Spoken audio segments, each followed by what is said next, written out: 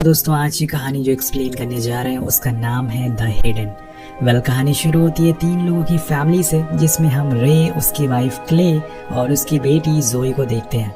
अब इन तीनों को देखकर आपको लग रहा होगा कि ये तीनों इतना ज्यादा घबराए हुए क्यों हैं। ये आपको कहानी देखकर पता चल जाएगा। इस कहानी में हर एक मोड़ पर बहुत ही सारे ट्विस्ट हैं, तो उसके लिए आपको तैयार रहना होगा। तो चलिए कहानी की शुरुआत करते हैं। ये परिवार पिछले 301 दिनों से एक बंकर में रह रहा है। यही उनका घर है और अगर ये लोग बाहर गए तो इनकी मौत होना तय है, ऐसा इनका मानना है, क्योंकि बाहर किसी तरह का आउटब्रेक फैला हुआ है या फिर किसी एलियन ने इन पर हमला कर दिया है। पर हमें ये बताया नहीं गया है कि असल में बाहर क्या चल रहा है। और यहाँ हमें पता चलता है कि जो क्रिएचर बाहर घूम रहे हैं, इन्होंने उनका नाम ब्रीजर कह के पुकारा है। अब ये लोग इसी उम्मीद में जी रहे हैं कि कोई इन्हें बचाने एक दिन जरूर आएगा, लेकिन ऐसा एक दिन अभी तक आया नहीं है। अब इनके ऊपर से वो क्रिएचर गुजर चुके हैं जिनकी आवाजें इन्हें सुनाई देती है, लेकिन वो क्रिएचर अभी भी इन तक पहुंच नहीं पाए, क्योंकि रे ने बहुत ही होशियारी से इस बंकर को बंद किया है। अब यहाँ रे हमें खुद के बनाए हुए रूल्स बताता है जो उसने खास जोई के लिए बनाया है। तो पहला रूल है जोर से नहीं बोलना, और दूसरा है गुस्से को कंट्रोल करो। तीसरा और आखिरी रूल है कि ब्रेजर के बारे में बात मत करो। तुम जितना उनके बारे में बात करोगे तुम्हें उतना ही ज्यादा डर लगेगा। अब तीनों लोग इस रूल को पिछले 1 साल से फॉलो कर रहे हैं। इसी दौरान हमें पता चलता है कि जोई ने एक बार भी बाहर का सूरज नहीं देखा है, तो रे उसे आर्टिफिशियल सूरज दिखा के उसे खुश करने की कोशिश करता है। इसी के साथ वो 1 साल से बाहर भी नहीं गई है, तो रे उसे एक इमेजिनरी ट्रिप पर ले जाता है। ऐसे ही करके दोनों जोई का मन बहलाते हैं।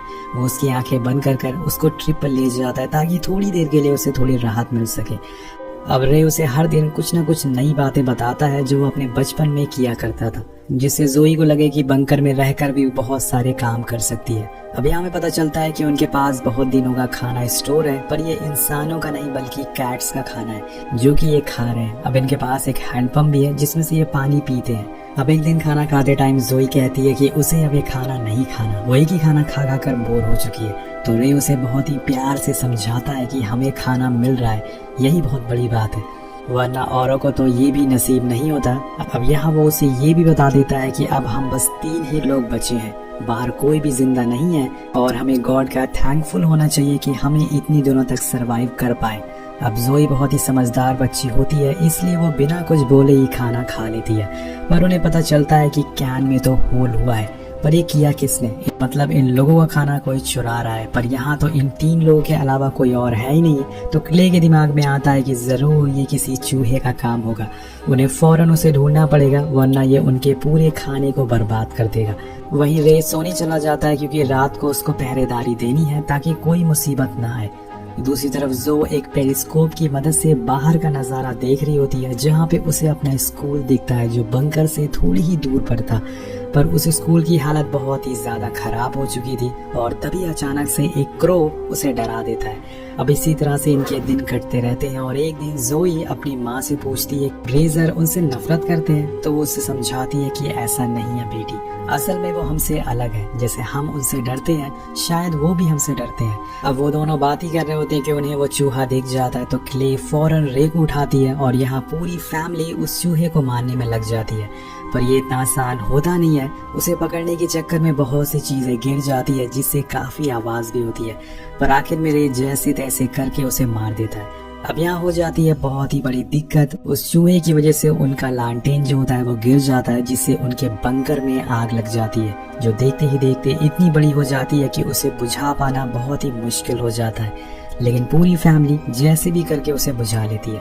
लेकिन यहाँ सबके दिमाग में एक ही ख्याल आ रहे थे कि ये जो स्मोक, ये जो धुआं बाहर जा रहा है, उसकी वजह से ब्रीजर उन्हें ढूंढ ना ले। अब इसी घबराहट के बीच में हम फ्लैशबैक में जाते हैं, जहाँ पे रे देखता है कि उसके पड़ोसी शहर छोड़कर भाग रहे हैं। उनसे पूछने में पता चलता है कि शहर में कोई वायरस फैल गया है और सभी लोग यहाँ से दूर जा रहे हैं। तुम भी अपनी फैमिली को लेकर यहाँ से चले जाओ। कहानी एक बार फिर से प्रेजेंट में आती है, जहाँ पे क्ले देखती है कि धुआं तो निकल गया है, पर जो राख थी वो हमारे गेट पर ही जमा हो गई है, जिसे हम जरूर पकड़े जाएंगे। और यही सब सोचकर वो पैनिक होने लगती है। और तब रे उसे दूसरा रूल याद दिलाता है कि आउट ऑफ कंट्रोल नहीं होना है। इसके बाद वो कहता है कि हमें ऊपर जाना होगा, राख को हटाना होगा, लेकिन अभी नहीं, सुबह 4 बजे, क्योंकि उस टाइम ज्यादा उजाला नहीं होता। अब जोई अपनी मॉम को ऐसा करने से रोकती है कि वो ऊपर ना जाए क्योंकि वहाँ वो मारी जा सकती है और वो रूल है डोंट ओपन द डोर। लेकिन उसकी मॉम उसे समझाती है कि अपने बच्चों के लिए कभी कभी सारे रूल तोड़ने पड़ते हैं। कुछ देर बाद वो दोनों ऊपर जाते हैं। वहीं जोई नीचे से ऊपर नजर रखती है पेरिस्कोप की मदद से, ताकि दोनों ऊपर जल्दी से अपना काम पूरा करके वापस आ सके। लेकिन यहाँ जोई को पता चलता है कि कोई उनकी तरफ भागते हुए आ रहा है। वो आवाज लगाती है लेकिन यहाँ पर वो आवाज सुन नहीं पाते, तो उसे मजबूरन ऊपर जाना पड़ता है, जहाँ पे वो अपने मॉम डैड को बताती है कि उनके पीछे कोई आ रहा है। पर वो ब्रीजर नहीं थे बल्कि कुछ डियर थे जो किसी से डर कर भाग रहे थे। अब तीनों फौरन नीचे बंकर में आ जाते हैं और यहाँ हमें पहली बार बाहर का मंजर दिखाया जाता है। चारों तरफ बस तबाही थी और सब कुछ खत्म हो चुका था। पूरा शहर राख में बदल चुका था। एक भी इंसान कहीं नहीं थे, लेकिन वो ब्रीजर जानवरों को नहीं मार रहे थे, जिस वजह से वो अभी भी जिंदा थे। अब जोई ऊपर का मंजर देखकर बहुत ज्यादा डर गई थी, तो वो रोने लगती है। उसे अब यही लगने लगता है कि वो उन लोगों को भी मार देंगे। इसी बीच हमें कुछ आहट सुनाई देती है और ये ब्रीजर थे जो उनके बंकर के ऊपर ही घूम रहे थे, पर उसे इनके बंकर का दरवाजा मिल नहीं पा रहा था क्योंकि वो छुपा हुआ था। अब यहाँ जोई और ज्यादा पैनिक करने लगती है, तो मॉम उसे दूसरे रूल के बारे में दोबारा बताती है, लेकिन वो अभी भी बच्ची है तो उसे डर लगना लाजमी है। अब ये देखकर रे उसे एक बार फिर से इमेजिनरी ट्रिप पर लेकर जाता है, जिसे वो थोड़ा शांत होती है। लेकिन यहाँ हो जाती है एक बहुत बड़ी गलती। जोई की डॉल बोलने लगती है जिसकी आवाज ऊपर तक पहुंच गई थी, जिससे कि उन ब्रीजर्स ने उन्हें सुन लिया था। अब रे उस डॉल को गुस्से में तोड़ देता और उसके स्पीकर को भी निकाल देता है। अब यहाँ ऐसा माहौल बन जाता है कि सभी लोग बहुत ज्यादा डर जाते हैं। उस ब्रीजर को उस गेट का पता चल चुका था क्योंकि उसने उस डॉल की आवाज सुन ली थी। अब वो अपनी पूरी जान लगाकर उसे तोड़ना शुरू करता है, लेकिन रे ने उसे जंजीरों से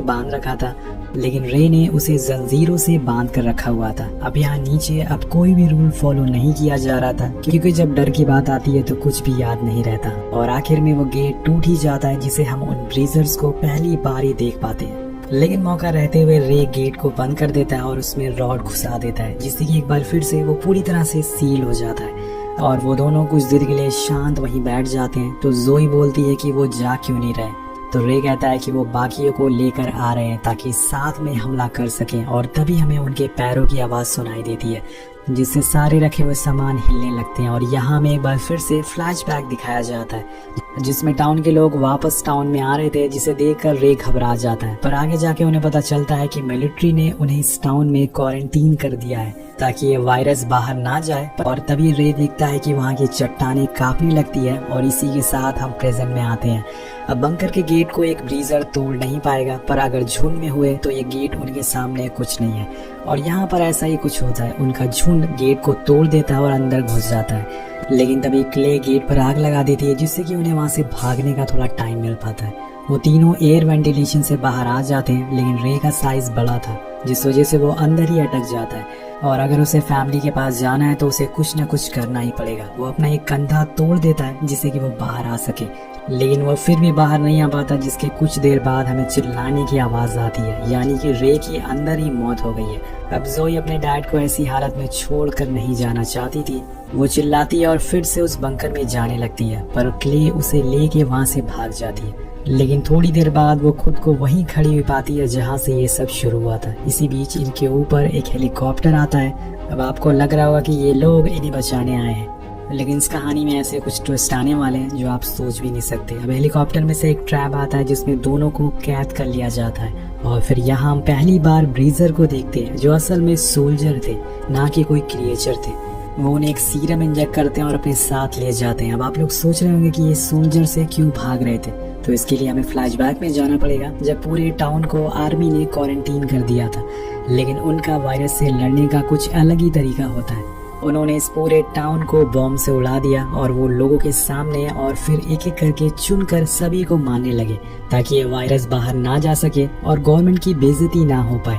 अब रे और क्ले दोनों जोई के स्कूल की तरफ आ गए, क्योंकि उन्हें पता था कि वहाँ पर एक बंकर है जहाँ जाके वो सेफ रहेंगे। वहाँ उन्हें स्टोर करा हुआ खाना भी मिल जाता है। और पहले दिन जोई ने अपने डैड से पूछा था कि हम यहाँ से कब बाहर निकलेंगे, तब उसने उन्हें बताया था कि कुछ ही दिनों में। लेकिन कुछ दिन करते करते उन्हें यहाँ पर 1 साल से ज्यादा टाइम हो गया। अब यहाँ रे को समझ नहीं आ रहा था कि असल में ये सब हो क्यों रहा है। लेकिन दोस्तों क्ले को समझ आ चुका था कि उसके हाथ में एक कट लग गया है, जिसमें से एक ब्लैक कलर का खून बाहर आ रहा है। यानी कि वो सारे लोग इन्फेक्टेड हो चुके हैं और ये वायरस असल में किसी के छूने से नहीं बल्कि हवा में फैलने से हो रहा है। और यही वजह है कि आर्मी एक एक करके सबको मार रही है, चुन चुन कर।